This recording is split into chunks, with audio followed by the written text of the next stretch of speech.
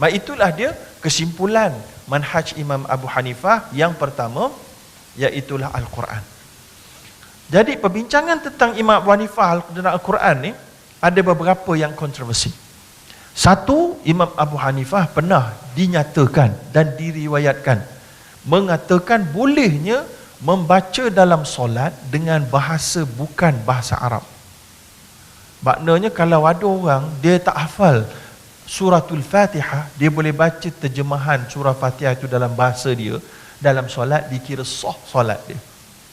Maka ini menyebabkan ada sebahagian ulama menganggap bahawa Imam Abu Hanifah mendefinisikan Quran mukjizatnya pada makna dia sahaja dan bukan pada nazam dia, bukan pada ayat dia. Sebab kalau dia kata dua-dua datang daripada Allah secara tepat, maknanya dua-dua itu wahyu dan mukjizat, dia takkan mampu berijtihad bahawa boleh baca Al-Quran terjemahan di dalam solat. Maka ini menyebabkan sebahagian ulama menghentamnya dan mengutuknya. Malah ulama besar dalam mazhab Asy-Syafi'i, antaranya Al-Qaffal, seorang mujtahid ashabul wujuh di kalangan mazhab Asy-Syafi'i, bila mana dipanggil oleh seorang khalifah, yang mana khalifah ini dia berada hak nak pilih undang-undang dalam negara nak ikut mazhab mana. Maka khalifah ni baru naik, saya lupa nama dia. Dia pun panggil ulama, dia sebelum ni dia berfatwa dengan ulama, khalifah sebelumnya fatwa dengan mazhab Hanafi. Tapi dia ada dengar-dengar kehebatan mazhab Asy-Syafi'i. Lalu dia panggil ulama mazhab Syafi'i dengan ulama mazhab Hanafi, datang dua-dua sekali, bentangkan pendapat ijtihad mazhab kamu. Al-Qaffal bila dia bentangkan mazhab Syafi'i solat, dia pun tunjuk macam mana mazhab Syafi'i solat. Comel je bunyi. Kan? Tapi bila dia nak hentam mazhab Hanafi, dia pun buat gini. Dia kata, khalifah, kau nak tahu bagaimana mazhab Hanafi solat? Gini. Dia pun ambil wuduk dengan nabidh. Nabidh ni air jus yang telah berlalat. Air jus yang sepah berlalat tu kan macam air teh ke, kan? Dia ambil wuduk. Mazhab Syafi'i tak boleh. Mazhab Syafi'i ambil wuduk air mutlak yang suci lagi menyucikan. Mazhab Hanafi menganggap tak apa, air suci tu kira boleh bersih, boleh buat wuduk. So dia pun ambil wuduk. Qaffal ni ambil wuduk dengan air jus tadi ni, air ada perisa ni. Dah belalat tu, nak bagi buruk sikit, nampak belalat sikit kan. Lepas tu dia pun angkat takbir dengan bahasa Parsi, baca Fatihah dengan bahasa Parsi. Lepas tu tak ada tamak ninah tu, di pupak. Sebab mazhab Hanafi mengatakan tamak ninah itu bukan rukun. Lepas tu habis je baca tasyahud akhir, terus kentut, tak sempat nak beri salam. Dia kata, wahai khalifah, inilah mazhab Hanafi.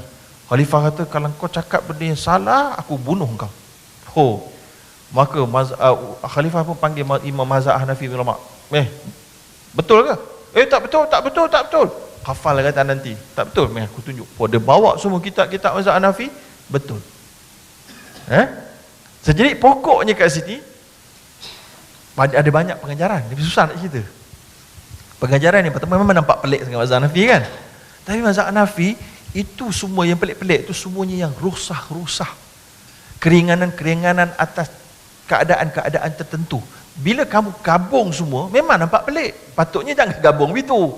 Tapi sebab imam mazhab Syafi'i ni nak mempelekehkan mazhab Hanafi, dia gabunglah jadi macam tu. Padahal tak ada seorang pun yang mazhab Hanafi yang solat macam tu. Tapi sebab nak bagi nampak teruk sangat, combine lah. Nampak? Ini benda ulama besar buat tuan. Bukan cikai-cikai ni. Imam Al-Qaffal. Dan salah satu di antara yang untuk mempelecehkan tadi apa? Baca dalam Fatihah, baca pakai bahasa Parsi. Sebab dikatakan Imam Abu Hanifah begitu. Maka Syekh Abu Zahra, ulama Mesir yang baru meninggal tahun 70-an, membuat kajian yang lebih teliti. Dia kaji betul ke Imam Abu Hanifah cakap ni. Lalu dia cuba memahami latar belakang keadaan kehidupan Abu Hanifah. Lalu dia dapati bahawa pada satu ketika itu orang Parsi masuk Islam berbondong-bondong. Dan mereka ini mengerumuni majlis ilmu Imam Abu Hanifah. Dan mereka ini bila belajar solat, cuba baca bahasa Arab, tak boleh, lidah mereka tak boleh pergi. Tak boleh pergi bahasa Arab. Memang kalau tak boleh. Kalau boleh, memang tak boleh lah. Lalu ini menyebabkan Imam Abu Hanifah mengatakan harus untuk kamu pakai bahasa kamu. Jadi Syekh Abu Zahra cuba melihat dengan tidak ada sentimen kemadhaban. Dia kata kamu kena faham background tu. Itu yang pertama. Yang keduanya, Abu Zahra juga telah pun cari. Dia kata dia cari dalam Al-Bazdawi mensabitkan itu adalah pendapat Imam Abu Hanifah. Tapi ada satu riwayat yang sahih daripada Maryam apa sebagainya mengatakan sebenarnya Imam Abu Hanifah telah pun tarajuk daripada fatwa itu. Tarajuk maknanya telah cancel pendapat tu.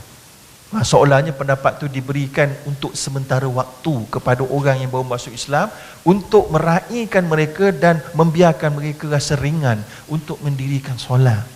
Padahal mazhab lain kata kalau kamu tak boleh bahasa Arab, kamu buatlah apa-apa ayat yang kamu boleh baca. Kau tak boleh baca, zikirlah apa-apa zikir. Kau tak boleh juga, diam je lah. Kan? So jadi Imam Abu Hanifah beza sikit. Dia kata baca je lah dalam bahasa kamu pun okey lah. So jadi itu dia punya keadaan dia, tuan-tuan. Maka sebenarnya Imam Abu Hanifah mengakui Quran, dia punya makna dan nazam dua-dua daripada Allah SWT dan mukjizat kedua-duanya. Tidak ada kes dia mengatakan bahawa itu tidak. Padahal ada orang yang cuba pandai-pandai menyimpulkan. Ini masalah orang zaman sekarang. Zaman dulu pun cuba menyimpulkan daripada furuk dia nak cari usul. Patutnya daripada usul jadi furuk. Ini daripada furuk yang Imam Abu Hanifah punya fatwa rukhsah tu dianggap mewakili usul mazhab dia. Iaitulah jadilah Quran itu seolahnya nazam dia bukan wahyu dan mukjizat. Padahal tidak begitu.